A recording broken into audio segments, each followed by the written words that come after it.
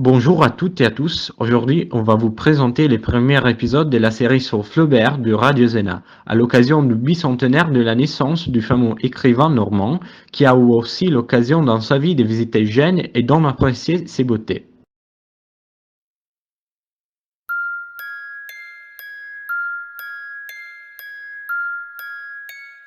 Né dans une famille de la petite bourgeoisie catholique et d'ancêtres protestants, Gustave Flaubert est le deuxième enfant d'Achille Cléophas Flaubert, chirurgien chef très occupé à l'Hôtel Dieu de Rouen, et de son épouse Anne-Justine Caroline Fleuriot. Il naît le 12 décembre 1821 et sera délaissé en faveur de son frère aîné, brillant élève admiré par la famille. Gustave Flaubert passe une enfance sans joie, marquée par l'environnement sombre de l'appartement de fonction de son père à l'hôpital de Rouen, mais adouci par sa complicité avec sa sœur cadette Caroline, née 3 ans après lui. Adolescent aux exaltations romantiques, il est déjà attiré par l'écriture au cours d'une scolarité vécue sans enthousiasme comme interne au Collège Royal, puis au lycée de Rouen. Il y rencontre Ernest Chevalier, avec qui il fonde, en 1834, Art et Progrès, un journal manuscrit où il fait paraître son premier texte. Le premier événement notable dans sa jeunesse est sa rencontre à Trouville-sur-Mer, pendant l'été 1836, d'Elisa Schlesinger, qu'il aimera d'une passion durable et sans retour. Il transposera d'ailleurs cette passion muette avec la charge émotionnelle qu'elle a développée chez lui dans son roman L'éducation sentimentale. Dispensé du service militaire grâce au tirage au sort qui lui est favorable, Flaubert commence en 1841 des études de droit à Paris. Ses parents souhaitaient qu'il devienne avocat. Il y mène une vie de bohème agitée, consacrée à l'écriture. Il y rencontre des personnalités dans le monde des arts et celui de la littérature, comme l'écrivain Maxime Ducamp, qui deviendra son grand ami, et le poète et auteur dramatique Victor Hugo. Il abandonne le droit, qu'il détestait, en 1844. Il revient à Rouen avant de s'installer en juin 1844 à Croisset, au bord de la Seine. Il y rédige quelques nouvelles et une première version de l'éducation sentimentale. Au début de l'année 1846, meurt son père, puis sa jeune sœur. Gustave prendra alors la charge de sa nièce, Caroline. Son père laisse en héritage une fortune. Il peut désormais vivre de ses rentes et se consacrer entièrement à l'écriture. Ils se rend à Paris pour assister à la Révolution de 1848. Il lui porte un regard très critique que l'on retrouve dans l'éducation sentimentale.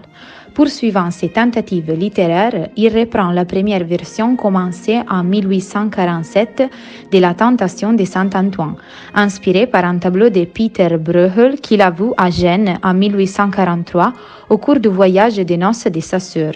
En outre, ce qui impressionne le plus l'écrivain est le symbole de Gênes, la lanterne.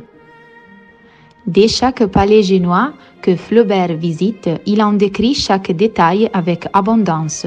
Parmi les nombreux lieux visités par Flaubert, on peut citer Palazzo Rosso, Palazzo Reale, Palazzo Spinola, la Chiesa dell'Annunziata, la Chiesa di San Lorenzo. Flaubert, enchanté par la ville, la décompte dans une série de lettres adressées à d'autres intellectuels de l'époque. Puis Gustave Flaubert organise avec Maxime Ducamp un long voyage en Orient qui se réalise entre 1849 et 1852. Le 19 septembre 1851, Flaubert, encouragé par ses amis Louis Bouilhet et Maxime Ducamp, commence la rédaction de Madame Bovary. Il achèvera son roman en mai 1856. Il fréquente épisodiquement les salons parisiens les plus influents du Second Empire.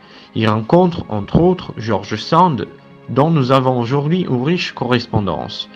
À la fin de l'année 1856, Madame Bovary paraît dans la Revue de Paris. Le roman sort en librairie en avril 1857 et fait l'objet d'un procès retentissant pour l'atteinte aux bonnes mœurs. Flaubert se partage dès 1855 entre Croisset et Paris, où il fréquente les milieux littéraires et côtoie les frères Goncourt, Sainte-Beuve, Baudelaire, Théophile Gautier, Ivan Tourguenieff et la princesse Mathilde Bonaparte. Le 1er septembre 1857, Flaubert entame la rédaction de Salammbô. Pour cela, il voyage en Tunisie afin de se documenter et de voir Carthage. Flaubert continue sa vie mondaine. Il rencontre l'empereur, reçoit la Légion d'honneur en 1866 et resserre ses liens avec George Sand.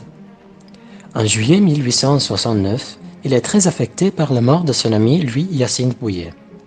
Flaubert sera très proche du jeune Maupassant, qui le considérera comme un père spirituel. Leur correspondance témoigne de cette proximité. Durant l'hiver 1870-1871, les Prussiens occupant une partie de la France, dont la Normandie et Croissy. Flaubert se réfugie avec sa mère chez sa nièce, Caroline, à Rouen. Sa mère meurt le 6 avril 1872. À cette époque, il connaît des difficultés financières liées à la faillite de son neveu par alliance. Il vend ses fermes et quitte par économie son appartement parisien alors que sa santé devient délicate.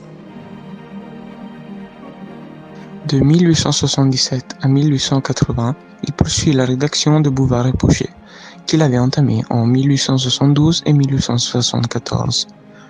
L'œuvre satirique par laquelle il réunissait une documentation immense restera inachevée.